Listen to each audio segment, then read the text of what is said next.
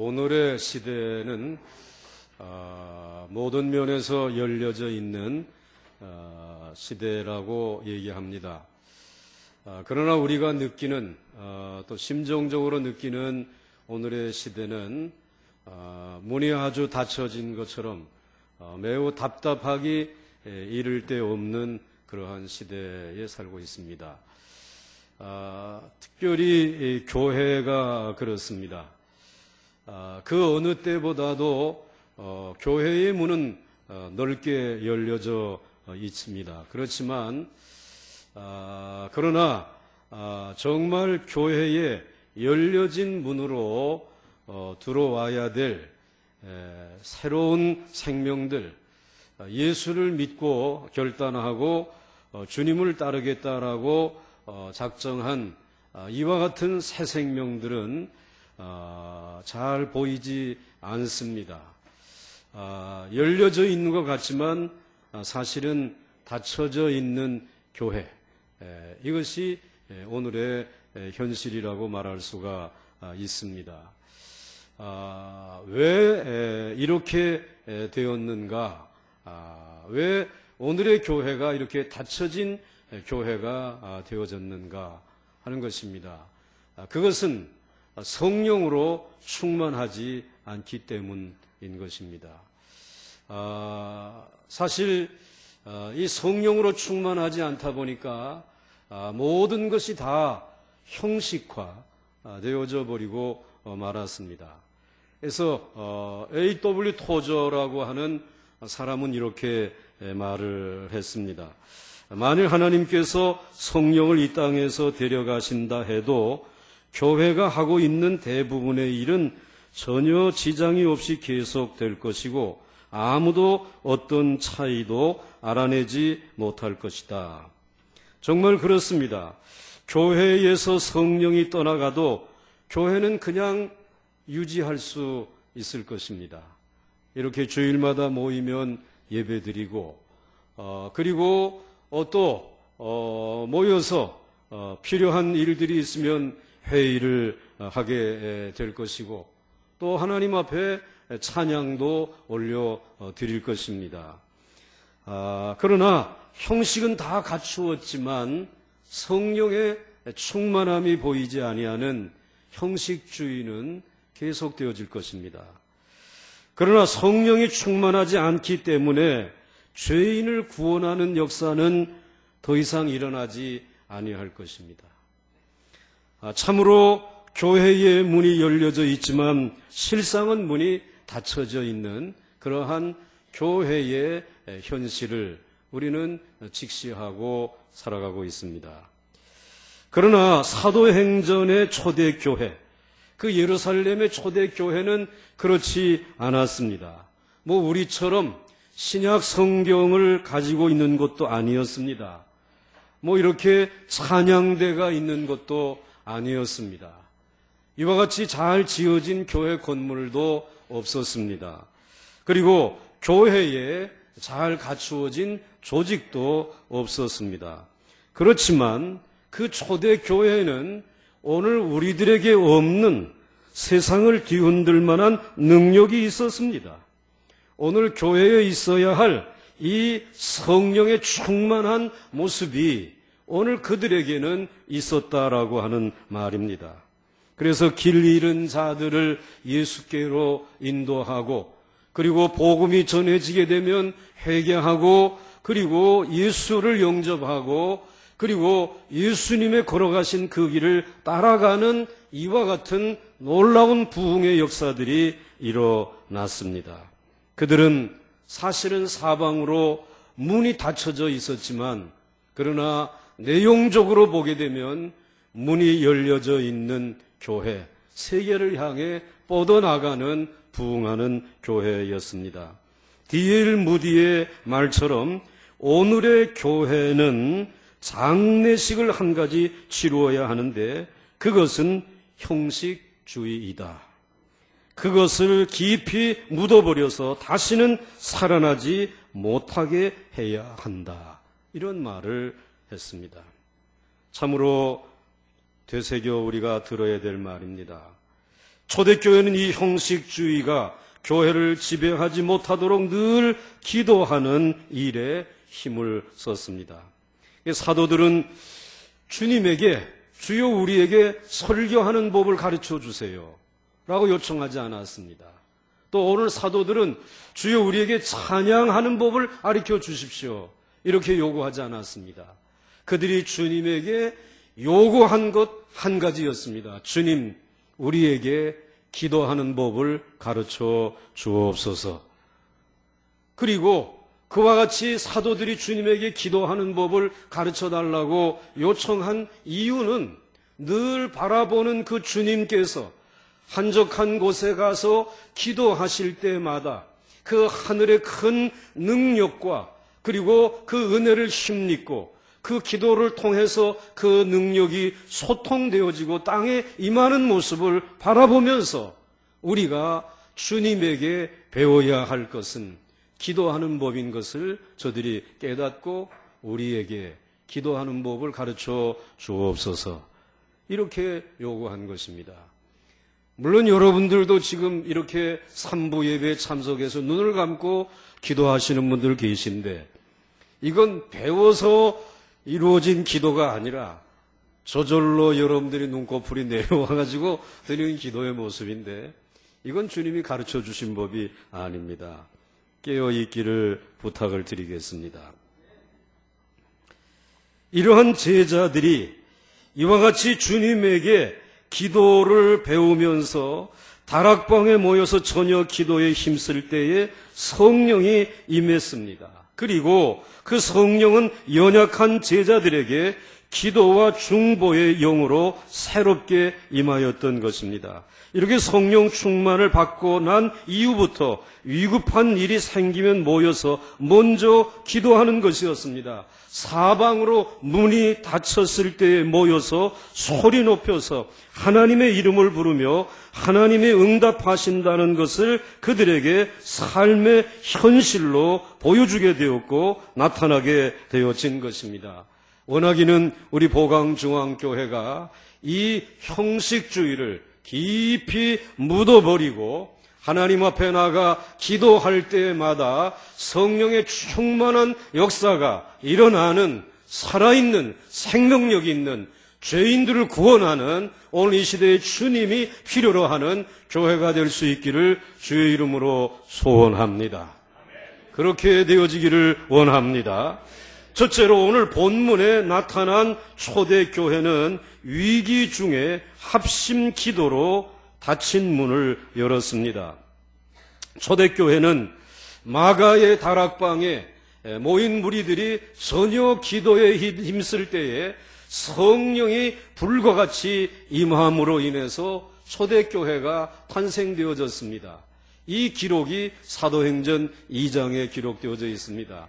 우리들이 사도행전 1장에서부터 지금 12장까지 상당히 오랜 기간 동안 사도행전의 말씀을 묵상합니다. 그런데 기도할 때의 성령이 임해서 교회가 탄생했고 그리고 제9시에 기도 시간에 성전에 올라가 기도하기 위해서 사도들이 올라가다가 성전 미문에 앉아있는 그 40년 된 안진방이를 내게는 금과 은은 없지만은 나사렛 예수의 이름으로 일어나 걸으라고 할 때에 놀라운 기적이 일어나게 되었습니다. 이것이 사도행전 3장의 이야기입니다. 이렇게 초대교회가 부흥과 성장의 역사가 일어나게 되었을 때에 사도행전 6장에서는 교회의 조직이 필요하다. 그래서 성령 충만한 사람 그리고 지혜가 충만한 사람을 기도하는 중에 선택해서 7 집사로 하여금 교회를 섬기게 하고 교회의 조직을 체계를 세우게 되었습니다. 이것이 사도행전 6장의 이야기인 것입니다. 그런데 이와 같이 성령 충만한 초대교회에 이와 같이 기름 부음을 받았던 안수 집사들 가운데 7명 가운데 한 분이 주의 복음을 전하다가 그만 순교하게 되어집니다. 바로 스데반 집사가 순교하죠. 특별히 기도하는 중에 주 하나님의 나라를 바라다 보면서 장렬하게 순교하는 이야기가 사도행전 7장에 기록되어져 있습니다. 그리고 그 순교하는 스데반 집사를 바라보고 있었던 한 청년, 사울이라고 하는 청년이 마음의 도전을 받으면서 하나님 앞에서 회개하고 사울이 바울이 되어지는, 바울 사도로 변화되어지는, 초대교회는 위대한 전도자를 얻는 놀라운 역사가 사도행전 9장에 기록되어져 있습니다. 이 일로 인해서 기도하던 이 초대교회는 지경을 높여가면서 성령 충만한 역사가 마침내 이방 땅 안디옥이라고 하는 곳에까지 흩어진 무리들이 교회를 세우면서 이방 선교에 귀한 전진 기지를 건설하는 역사가 일어난 것입니다. 그것이 사도행전 11장과 10장과 11장에 기록되어진 내용인 것입니다. 이 모든 일들이 기도함으로 인해서 하나님께서 성령의 충만함을 부어주심으로 인해서 주님께서 세우신 초대교회는 부흥과 성장을 거듭하게 되어진 것입니다. 많은 환난과 핍박으로 교회의 문을 막았지만 그러나 이 성령의 역사는 아무도 막을 수가 없었습니다. 이와 같은 때에 오늘 본문 사도행전 12장은 그 당시에 유다 나라의 왕이었던 헤롯 아그리파 1세가 이제는 종교 지도자들이 아닌 정치 지도자로서 제일 선두에 서 있었던 헤롯 왕이 교회를 핍박하게 되어진 것입니다. 그래서 교회에 특별히 사도 가운데 제일 첫 번째 바로 요한의 형제인 야고보를 붙들어서 칼로 그를 찔러 죽인 것입니다. 두 번째 순교의 제물이 나오게 되어진 것이죠. 그래서 사도행전 12장 1절로부터 2절 말씀에 그때 헤롯 왕이 손을 들어 교회 중에서 몇 사람을 해하려 하여 요한의 형제 야고보를 칼로 죽이니 그랬습니다. 여러분, 오늘 야고보는 누구의 형제라고 하였습니까? 요한의 형제라고 하였습니다. 이 요한과 그리고 야고보는 예수님이 마지막 십자가를 지시기 위해서 예루살렘 성전으로 올라가실 때에 예수님의 고난과 그 고난으로 말미암은 놀라운 구원의 역사를 바라보지 못하고 예수님이 왕이 되는 줄 알고 은밀하게 찾아와서 예수님 이제 올라가시면 왕이 되시면은 이 오른편과 왼편에 우리 형제를 앉혀주시기를 원합니다. 특정을 했던 사람들입니다. 그런데 그렇게 특정을 했던 이 야고보는 오늘 어떻게 되었습니까? 순교하게 되어진 것입니다. 바로 초대교회의 예루살렘 교회의 두 번째 순교자가 나오게 된 것입니다. 이제 헤롯 아그리빠는 이 야고보 사도를 죽인 것을 유대인들이 무척이나 좋아하는 것을 보고 이제 또 한 사람을 죽여야 되겠다. 그래서 골라낸 사람이 베드로였습니다. 이 베드로 사도를 잡아다가 옥에 가둔 것입니다. 그리고 문을 굳게 잠가 놓은 것입니다. 교회의 최대의 위기를 만나게 되어진 것입니다. 이제 이 옥에 집어넣었던 베드로를 6월절 기간이니까 6월절이 끝나면 그를 끄집어내서 이제 처형한다라고 하는 것이 이 헤롯 아그리파 1세의 계획이었습니다. 이렇게 초대교회는 교회의 탄생 이후 최대의 위기를 만나게 되어진 것입니다. 이때의 교회는 어떻게 해야 하는 것입니까? 오늘 교회가 취한 행동을 5절에 이렇게 기록을 하고 있습니다. 이에 베드로는 옥에 갇혔고 교회는 그를 위하여 간절히 하나님께 무엇하더라? 기도하더라 그랬습니다. 그들은 혼신의 힘을 기울여 기도하기 시작했습니다. 베드로를 기적적으로 구원해 주시기를 원합니다라고 하는 기도를 합심해서 함께 기도한 것입니다. 그런데 이 초대교회 예루살렘 교회의 성도들의 기도의 특징이 몇 가지 있습니다. 첫째는 즉시 기도한 것입니다. 이렇게 교회의 문이 닫혀지고 어려운 일을 만났을 때에 이 어려운 문제를 해결하기 위해서 먼저 인간적인 방법으로 이와 같이 좀 석방해달라고 하는 교섭을 먼저 한다든지, 아니면은 거리에 나가서 이 베드로를 석방해 주십시오라고 1인 시위, 2인 시위를 한다든지, 유력한 사람에게 이와 같이 선을 댄다든지, 이런 일을 하기 전에 먼저 즉시 기도했습니다. 이 초대교회의 기도의 특징입니다. 그 다음에 두 번째로 한 일이 기도하되 합심해서 기도한 것입니다.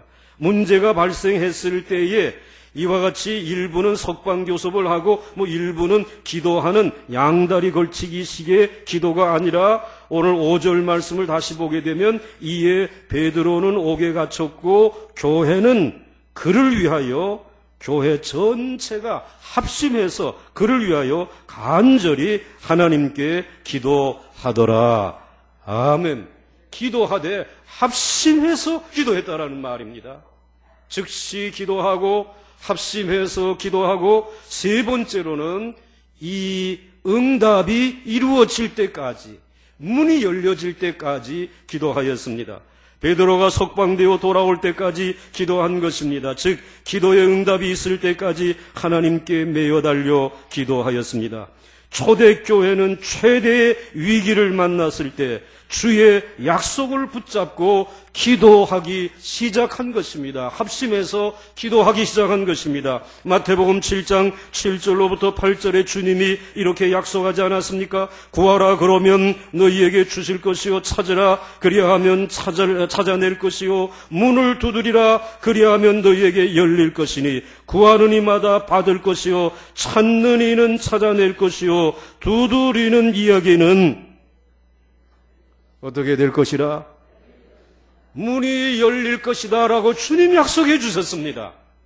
이 주님의 약속을 붙들고 이제 하나님 앞에 온 성도들이 합심해서 기도한 것입니다. 무교절이 지나고 유월절이 왔습니다. 보통 사람들은 유월절을 지키기 위해 모두 다 자기 집으로 갔습니다. 그런데 오늘 마가의 다락방에 모인 초대교회의 성도들은 흩어지지 아니하고 자기의 집으로 가지 아니하고 다락방에 모여서 새벽 무렵까지 소리 높여 전혀 기도만 감당한 것입니다. 스데반을 잃고 야고보 사도를 잃었습니다. 야고보 사도의 장례식을 치르지 못했는데 또 베드로 사도를 잃게 될지 모릅니다. 주여, 주님밖에 우리를 도울 리가 없습니다. 간절한 마음으로 기도한 것입니다. 그들은 베드로 사도 곁으로 갈 수는 없었지만 성령 하나님은 옥에 갇힌 베드로 곁으로 다가갈 수 있음을 믿고 기도한 것입니다. 그렇습니다. 오늘 위기에 처해 있을 때에 합심해서 기도하게 되면 하나님의 손, 전능하신 그분의 손을 움직이는 줄 믿으시기를 바랍니다. 초대교회는 그것을 믿고 기도하였습니다. 사랑하는 성도 여러분, 우리도 위기를 만났을 때 즉시 합심해서, 그리고 응답될 때까지, 문이 열릴 때까지 기도해야 할 줄로 믿습니다. 기도로 문을 두드리면 문은 반드시 열리는 줄 믿습니다. 만약 교회에서 설교 하나만이 모든 것의 해답이라고 하면 분명히 우리나라는 멋진 나라가 되었을 것입니다. 왜냐하면 설교 잘하는 목사님들이 너무나 많습니다. 또 여러분, 만약에 좋은 찬양이나 성경 공부나 또 멋진 예배만이 해답이라고 하면 우리는 이미 모든 해답을 갖고 있었을 것입니다. 좋은 찬양, 그리고 너무나 훌륭한 성경 공부, 멋진 예배는 너무나 이 땅에 많기 때문에 그렇습니다. 그러나 하나님은 이런 것들보다 기도를 최우선으로 원하십니다. 하나님이 여러분 한 사람 한 사람에게 최우선으로 원하시는 것은 내게 나와 부르짖어 기도하라는 것입니다. 성령 충만한 합심 기도를 통하여 하나님은 성도들에게 임하시고 또 모든 복을 주시는 통로로 사용하십니다. 사랑하는 성도 여러분, 위기를 만나셨습니까? 무엇인가 여러분들이 결박되어져 있습니까? 그리고 여러분들의 생애 가운데 열려지지 아니하는 문이 있습니까? 여러분들이 정말 힘을 다해서 열기를 원하는 닫힌 문이 있습니까? 오늘 성령의 도우심을 따라서 하나님 앞에 오늘 이 초대교회의 성도들과 같이 나가서 즉시 기도하시고 합심하여 기도하시고 그리고 응답될 때까지 기도할 수 있기를 주의 이름으로 축원합니다. 하나님께로부터 받은 은혜는 아직도 하나님께로부터 받을 은혜는 아직도 무궁무진한 것입니다. 지금까지 받은 은혜로 족하다고 멈추지 마시고 하나님이 여러분의 생애와 여러분의 후손들에게 주실 이 은혜는 무궁무진한 줄 알고 입을 더 넓게 열 수 있기를 주의 이름으로 축원합니다. 그리고 둘째로 정확한 때에 문을 열어주십니다. 오늘 본문에 기록된 내용의 특징이 그렇습니다. 오늘 6절 말씀을 보시면 헤롯이 잡아내려고 하는 그 전날 밤에 베드로가 두 군인 틈에서 두 쇠사슬에 매여 누워 자는데 파수꾼들이 문 밖에서 옥을 지키더니 지금 6월절이 끝나고 그리고 안식일이 지내지고 있습니다. 안식일이 끝나면 내일 아침, 이제는 다음 날이면 헤롯이 베드로를 불러내는 것입니다. 그리고 이제 베드로는 처형을 당하게 되면 끝나는 것입니다. 정말 다급한 때인 것입니다. 하나님 앞에 기도하기를 하나님 이제 다 끝나갑니다. 이제 오늘 밤이 마지막입니다. 날이 밝아 아침이 되면 모두 끝나는 것입니다. 마지막 시간이 다가옵니다. 베드로 사도를 구원하여 주옵소서. 여러분, 오늘 이 초대교회만 이렇게 다급한 것입니까? 오늘 여러분의 생애 가운데 여러분과 여러분의 사랑하는 자녀들에게 있어서 정말 이와 같이 이제 오늘 이 밤이 지나면, 오늘 이 날이 지나가게 되면 다음날 아침이면 모든 것이 끝납니다 라고 하는 절박함이 여러분에게 있지 않습니까? 그런데 이 절박한 때에 하나님은 정확하게 어두운 감옥에 주의 사자를 보내주셨습니다. 그리고 광명한 빛을 비추어 주셨습니다. 오늘 8절 말씀을 한번 보시기 바랍니다. 우리 8절 말씀 한번 같이 읽겠습니다. 시작.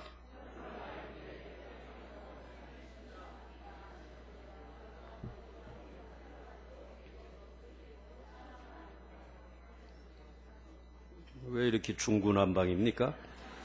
7절 다시 한번 읽겠습니다. 시작. 호련히 주의 사자가 나타나매 옥중에 광채가 빛나며 또 베드로의 옆구리를 쳐 깨워 이르되 급히 일어나라 하니 쇠사슬이 그 손에서 벗어지더라. 아멘.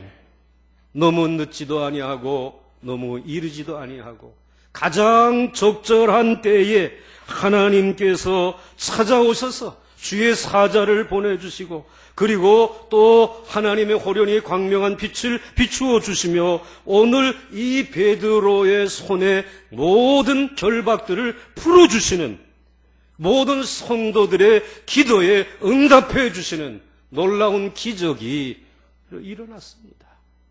가장 적절한 때에 응답이 이루어진 것입니다. 최후의 순간에 베드로는 구원을 받았고 교회에 모여서 기도하는 그 기도에는 응답이 쏟아지게 되었다라는 말입니다.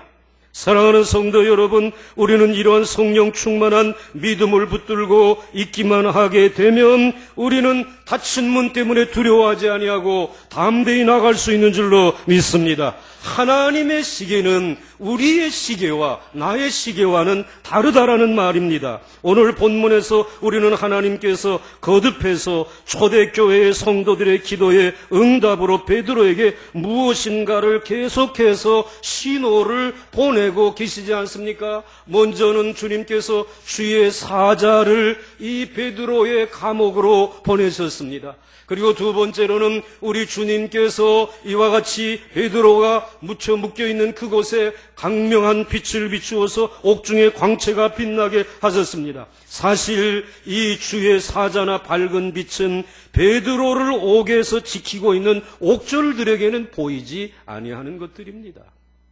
그리고 그 옆에 있는 또 다른 죄수들의 눈에는 보이지 아니하는 것입니다. 그렇지만 늘 기도하고 깨어있는 성령의 사람들에게는 느껴지고 깨닫게 되어지는 성령의 인도하심인 줄 믿으시기 바랍니다. 이러한 성령의 감동과 인도함을 체험할 때에 우리는 혼란과 당혹감과 두려움에서부터 이제 이 모든 것들을 다 내어 쫓아버리고 평안을 얻을 수 있는 줄 믿으시기를 바랍니다. 왜 여러분들의 마음이 혼란스러운 것입니까? 왜 여러분들의 삶 속에 두려움이 찾아온 것입니까? 왜 당황하고 있는 것입니까? 오늘 내가 깨어 기도하지 아니하고 기도하되 확신을 가지고 기도하지 아니하는 성령 충만한 삶을 살고 있지 아니하기 때문에 우리는 이 위급한 일을 만날 때에 당혹해야 하는 것이고 그리고 우리는 두려워하는 것입니다. 오늘 이 시간 정말 하나님의 신비한 손과 하나님의 신비한 빛이 얼마나 놀라운 축복인지 여러분들이 기도할 때에 하나님께서 여러분들에게 찾아오셔서 여러분들을 만져주시는 것을 늘 깨달을 수 있는 깨어있는 영적으로 각성되어져 있는 하나님의 사람, 정말 성령 충만한 사람들이 될 수 있기를 주의 이름으로 축원합니다. 가장 적절한 때에 하나님이 하나님의 사자를 보내주셨습니다. 가장 적절한 때에 하나님의 광채를 비추어 주신 것입니다. 사랑하는 성도 여러분, 오늘 우리들 가운데 얼마나 많은 사람들이 캄캄한 감옥 같은 환경에 갇혀 있지 않습니까? 결혼 생활의 암흑, 자녀 문제의 암흑, 이제 경제 문제의 암흑, 그리고 사업과 직장의 암흑, 취업의 문제의 암흑, 자녀들의 모든 삶에 앞으로 나아가는 길에 필요한 모든 길들을 막고 있는 이 흑암과 암흑, 마치 베드로가 양손과 양발이 쇠사슬에 묶여 있는 것처럼 캄캄한 감옥에 갇혀 있습니다. 그래서 우리는 이 사람 저 사람도 만나서 상담도 하고 돌파구를 찾아봅니다. 또 전략을 세워보고 짜보기도 합니다. 무슨 방법과 도리가 없습니다. 우리에게 필요한 것은 가장 적절한 때에 어둠을 뚫고 들어오시는 하나님의 구원의 빛인 줄 믿습니다. 시편 105편 17절로부터 19절 말씀에 그가 한 사람을 앞서 보내셨으며 요셉이 종으로 팔렸도다. 그의 발은 착고를 차고 그의 몸은 쇠사슬에 매였으니 곧 여호와의 말씀이 응할 때까지라. 그의 말씀이 그를 단련하였도다. 요셉도 옥에 갇혔습니다. 착고와 그리고 쇠사슬에 묶여 있었습니다. 그러나 하나님의 말씀이 응할 때까지라는 것입니다. 그때까지 하나님의 말씀을 통해서 단련받을 때까지라는 것입니다. 이제 그 단련이 끝나는 시간을 하나님이 정하시고 이만하면 이제 모든 애굽 사람들 앞에 내세워도 부족함이 없겠다라고 판단되어졌을 때에 하나님은 찾아오셔서 그의 착고를 풀어주신 줄 믿으시기를 바랍니다. 그리고 그를 석방하셔서 마침내 애굽의 총리 대신으로 세우셔서 어느 누구도 해결할 수 없는 7년의 기나긴 이 암흑의 기간, 정말 빈곤의 기간, 흉년의 기간 동안에 하나님의 도우심을 통해서 그 모든 사람들에게 양식을 나누어 줄 수 있는 축복의 사람으로, 축복의 통로로 사용하여 주신 줄 믿으시기를 바랍니다. 말씀이 응할 때까지, 여러분들이 단련되어질 때까지, 그래서 하나님이 해 주셨다라고 겸손하게 고백할 때까지 하나님은 여러분을 기도시키시고, 그리고 여러분들은 가장 적절한 때에 찾아오셔서 구원의 은혜를 주시는 줄 믿으시기를 바랍니다. 오늘 성경은 분명히 말씀하십니다. 하나님은 성령 충만한 교회의 성도들의 기도를 들으시고 가장 적절한 때에 오늘날도 쇠사슬을 깨뜨리십니다. 그것이 제 아무리 강한 음란의 쇠사슬이라도, 또 알코올이나 마약이나 도박의 쇠사슬이라도, 가난과 질병과 절망의 쇠사슬이라고 하더라도 상관없습니다. 성령의 능력은 이 쇠사슬을 끊어버리고 사람들을 자유케 하실 줄 믿으시기 바랍니다. 그러므로 기도하다가 중단하지 마시기 바랍니다. 도전에 직면했을 때에 빠져나갈 길을 찾지 마시고 도리어 기도로 쭉쭉 하나님의 보좌 앞으로 뻗어나갈 수 있기를 주의 이름으로 축원합니다. 이제 마지막, 성령으로 충만하여 기도하면 반드시 문은 열린다라는 것입니다. 성령님은 베드로를 깨워 옷을 입히고 신을 신겼습니다. 그리고 따라오게 하셨습니다. 마치 꿈인지 생시인지 구분이 되지 않았습니다. 이제 마지막 시내로 연결된 문이 남았습니다. 10절 말씀에 이에 첫째와 둘째 파수를 지나 시내로 통한 쇠문에 이르니 문이 저절로 열리는지라. 나와서 한 거리를 지나매 천사가 곧 떠나더라. 아멘. 하나님께서 끝까지 기도를 포기하지 아니하는 성령 충만한 초대교회의 성도들의 합심 기도를 들으시고 마침내 모든 문을 열어주신 것입니다. 결박을 풀어주신 것입니다. 베드로는 이제서야 이것이 참인 줄 알았습니다. 그렇습니다. 하나님은 성령 충만한 하나님의 사람들의 문을 반드시 열어주십니다.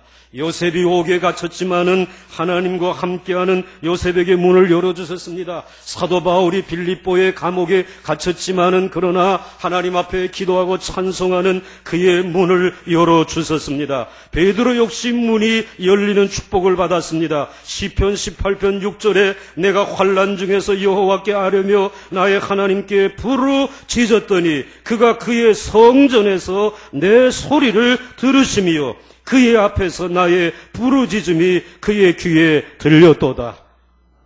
여러분, 성전에서 여러분의 목소리로 부르짖는 그 기도를 우리 하나님이 들으시기를 원하신다는 말씀입니다. 여러분, 그렇게 기도할 수 있어야 합니다. 또 시편 34편 6절에 이 곤고한 자가 부르짖음에 여호와께서 들으시고 그의 모든 환난에서 구원하셨도다. 아멘.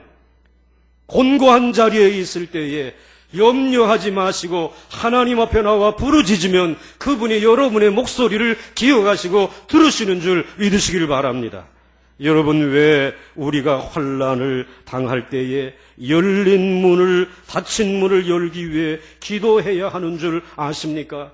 여러분의 인생과 삶의 문을 닫고 있는 것, 그것은 바로 죄이기 때문에 그렇습니다.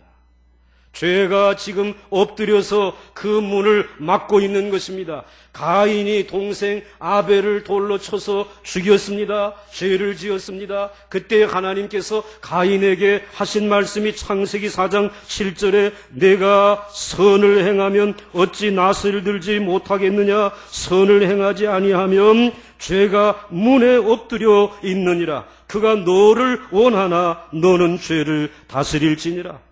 즉 동생을 죽인 가인의 문을 걸어 잠그고 있는 것이 바로 죄라고 지적하고 있습니다. 그 죄가 문 앞에 엎드려 있다라는 말입니다. 죄가 너를 원하고 있다라고 하였습니다. 그러나 하나님은 구원의 길을 제시했습니다. 너는 죄를 다스리라. 그 문 앞에 엎드려 있는 죄를 다스려야 된다는 것입니다. 그 죄를 제거해야 된다는 것입니다. 그런데 어떻게 문 앞에 엎드려 있는 죄를 다스릴 수 있겠습니까? 선을 행하라고 하였습니다. 오늘 여기에 선을 행하라라고 하는 말은 이 세상에 선한 사람은 아무도 없습니다.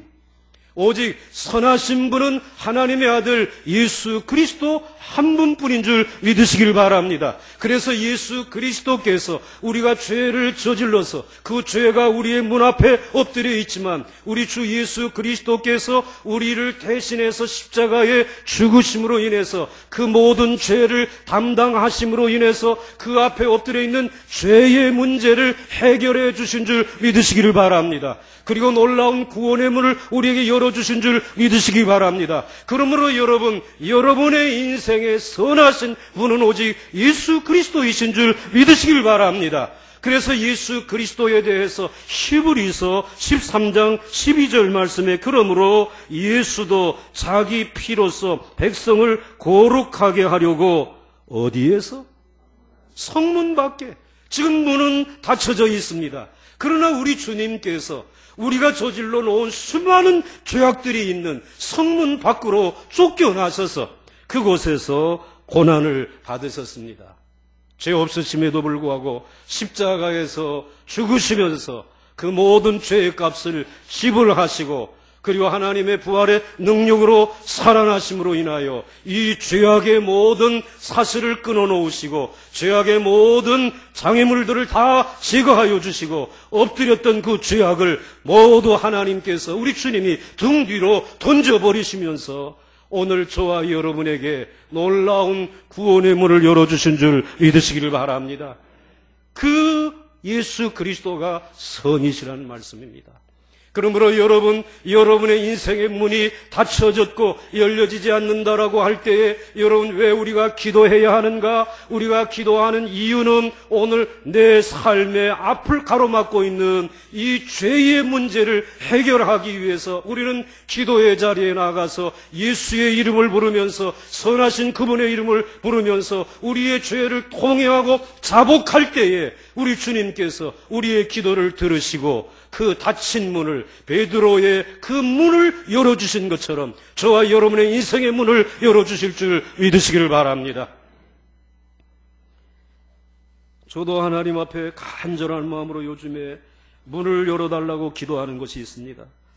이 탄자니아에 다녀오지 않았다면 뭐 이거 기도하지도 않았을 텐데 이 탄자니아에 갔다 와 보니까 이 초등학교 교실 5칸이 먼저 필요한데 이 5칸을 마련하려면은 뭐 한 1억 5천 정도의 이 예산이 필요한데 이거 어떻게 하나? 뭐 우리 성도들이 열심히 지금 헌금을 하면서 참 너무나 귀한 역사를 이루고 있지만 그러나 이걸 다 감당하기엔 참 힘들다.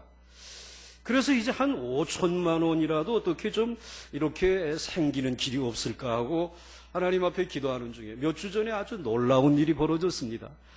제가 이제 기독교 신문을 이렇게 보는데 광고가 눈에 들어온 것이에요. 그게 뭔가 하면은 이제 이 기업을 해가지고 성공하신 이 기업에서 한경직 목사님의 그 사상을 이어가기 위해서 기념하는 이제 선교 잘하는 분들을 수상하겠다라고.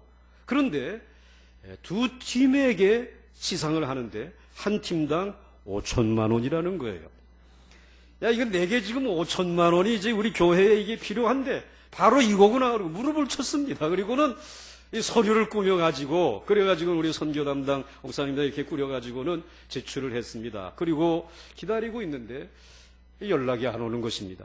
그런데 지난주에 갑자기 연락이 왔습니다. 화요일 날 아침인데 전화가 한 통 왔는데 오셔가지고 좀 브리핑을 하셔야 되겠다라는 것이에요. 가보니까는 다른 팀들이 이미 서류를 제출하고 서류 가운데 다 엄선해가지고 이제 몇 분만 초청해서 이 브리핑을 받는데 오늘 우리 김용주 선교사님도 여기에 서류에 합격이 됐다는 거예요. 가보니까는 맨 끄트머리로 된 거예요. 그래가지고는 또 제가 제일 마지막에 가서 탄자니아 선교가 이렇게 이루어지고 있다고 브리핑을 했습니다. 뭐 갑자기 가느라고 이 영상도 제대로 준비하지 못했는데 이게 제가 또 가서 이와 같이 기도하고 보고를 하게 되니까 다 끝나고 난 다음에 아주 감동을 받았다는 거예요. 크게. 그래서 저는 이 감동을 이제 그 회장님도 그리고 또 뭐 거기에 내로나 하는 이사님들이 모 대학에 이제 이와 같이 인류문화학과를 처음 창설한 교수님도 계시고 변호사님도 계시고 다 감동을 받았다라는 거예요. 또 한 분은 이 탄자니아의 이 우리나라 대사님하고도 자기가 친구지간이라서 전화를 걸었는데 너무너무 이 김용주 선교사에 대해서 암암리아로 봤는데 잘하고 있다라는 얘기까지 들었다 그래서 이건 됐구나 하고 와서 기다렸는데 이번 주 화요일에 편지가 한 통이 왔는데 죄송하지만 감동은 너무 받았는데 제 1회이기 때문에 공고한 대로 선교 단체에게 상을 줄 수밖에 없습니다. 그러므로 이번에는 이와 같이 상을 드리지 못하는 게 죄송합니다 라고 하는 편지, 그리고 다음에 한 번 더 시도하시라고 하는 편지가 왔어요. 거기다 밑줄 쫙 그어놓고 다음이라고 하는 데다가 우리 이제 선교 담당 목사님에게 이 서류에다가 이걸 꼭 처리해라. 내년에 이걸 크게 확대해가지고 내보낼 때 그렇게 하자. 이제 그러고는 이 화요일 날 이 편지를 받아보고 낙심됐죠. 이 5천만 원 있어야 되잖아요. 계속 기도하는데 마침 아프리카 선교 후원회 회의가 있었어요. 임원들이 모이는 회의에 제가 이제 회장이 되어가지고 임원회의를 인도하려고 갔는데 거기에 전혀 와서는 안 될 사람이 한 분 오신 거예요. 멀리 지금 이 아프리카의 케냐에 가서 선교하고 있어야 될 한 분 선교사님이 거기 오신 것이에요. 자기는 불청객입니다. 그러면서 지나간 1월 달에 저희들이 방문하고 그리고 거기에 전략회의를 모였을 때 그 얘기를 상세하게 보고하면서 지금 아프리카에서 케냐나 또는 이 우간다라든지 루안다라든지 이런 지역에는 이제 선교가 이제 다 현지인들에게 이양할 만큼 무르익었기 때문에 거기에는 더 이상의 지원이 필요 없고 지금 탄자니아가 절실하게 필요한데 여기에 이 탄자니아의 김용주 선교사님 너무 열심히 선교를 하고 있고 지금 유치원 그리고 졸업생들 이제 학생들을 초등학교를 이와 같이 허가를 받았는데 교실이 5칸이 필요한데 이게 지금 빨리 세우지 아니하면은 이거 다 취소가 되겠다라고 하는 이러한 보고를 내가 하지 않았는데도 그분이 필요하면서 그렇게 얘기를 하면서 거기 좀 지원이 필요하다. 그런데 그 옆에서 듣던 다른 임원이 감동을 받아가지고 그 목사님 그러면은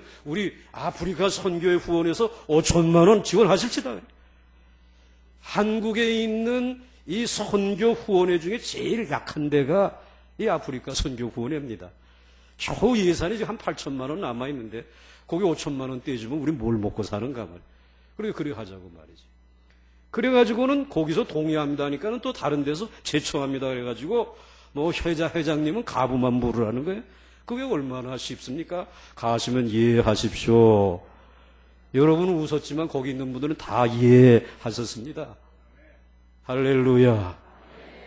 역사가 일어난 거예요. 그래가지고는 이 한 주간 동안에 한 번은 죽었다가 한 번은 다시 살아나가지고 그래가지고 오늘 이 자리에 제가 이렇게 살아가지고 설교를 하게 됐는데 마지막까지 포기하면 안 된다는 거예요. 형식주의로 신앙생활하면 안 된다는 거예요.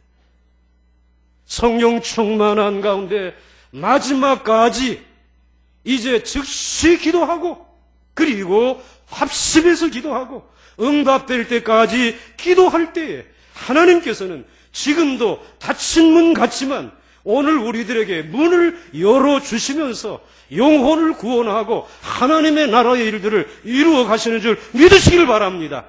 그러한 믿음을 가지고 모인 보강 중앙교회가 될 수 있기를 주의 이름으로 축원합니다. 형식주의에 잠들어 있는 교회가 아니라 이것을 깨어 벗어버리고 일어나 살아서 하나님 앞에 기도하면서 하나님의 역사를 이루어 가시는 우리 보강 중앙교회가 될 수 있기를 주의 이름으로 축원합니다. 요한복음 8장 36절에도 그러므로 아들이 너희를 자유롭게 하면 너희가 참으로 자유로우리라. 우리 주 예수 그리스도의 이름으로 기도하게 되면 문이 열려지는 줄 믿으시길 바랍니다. 요한계시록 3장 8절에도 볼지어다 내가 내 앞에 열린 문을 두었으되 능히 닫을 사람이 없으리라. 아멘. 여러분들에게 열릴 문을 두시는 분이 우리 주님이신 줄 믿으시기 바랍니다. 주님이 열어놓으면 닫을 자가 없음을 믿으시기를 바랍니다. 하나님이 여러분의 건강의 문도 열어놓으신 줄 믿으시기 바랍니다. 사업의 문도 열어놓으신 줄 믿으시기 바랍니다. 오늘 여러분들 취업과 결혼의 문과 그리고 또한 여러분들이 이 세상에 살며 새로운 생명을 잉태하는 이 모든 문들을, 문이란 문은 우리 주님이 여시고 닫으실 수 있는 유일한 분이신 줄 기억하시면서 오늘 하나님 앞에 성령 충만한 가운데 늘 기도하여서, 합심하여 기도하여서 하나님이 열린 문의 축복을 허락해 주시는 그 자리에로 찬송하며 나갈 수 있기를 주의 이름으로 축원합니다.